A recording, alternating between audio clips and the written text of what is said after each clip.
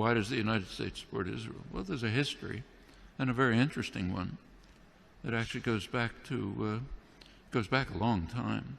One thing to remember is that Christian Zionism is a very powerful force, which goes back long before Jewish Zionism.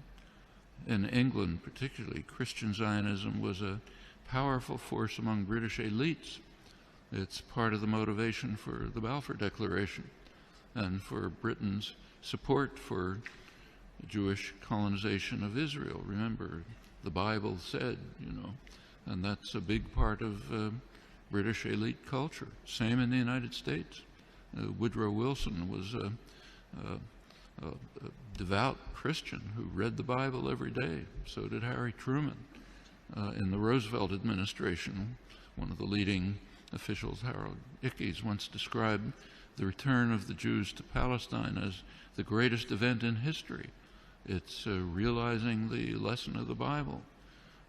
These are deeply religious countries in which the biblical commands, so-called, are taken quite literally. Also, this is just part of colonization.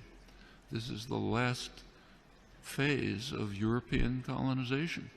And notice that the countries that are most strongly in support of Israel are not just the United States.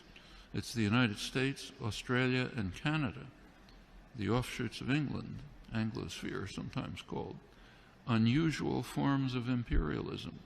These are settler colonial societies, societies in which not like India, not like the British in India, say, societies, South Africa was a little like this, or Algeria under the French, settler colonial societies in which the settlers came in, essentially eliminated the native population, also driven by religious principles, very religious groups driven by Christian Zionism. Those are major cultural factors. There are also significant geostrategic factors. You go back to 1948, there was actually a split between the State Department and the Pentagon in the United States over how to react to the new state of Israel. The State Department was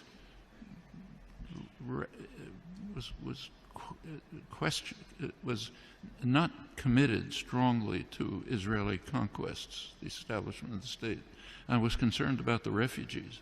It wanted an implementation of the refugee problem. The Pentagon, on the other hand, was very impressed with Israel's military potential.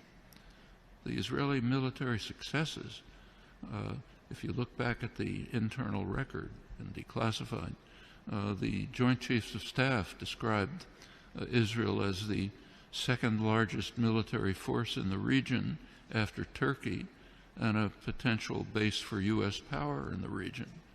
That continued. Can't run through the whole record, but in 1958, when there was a serious crisis in the region,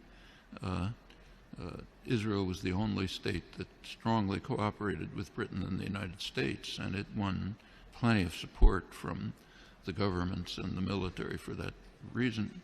1967 is when the current relations with Israel were pretty much established. Israel performed a major service to the United States by destroying a secular Arab nationalism, a major enemy of the United States.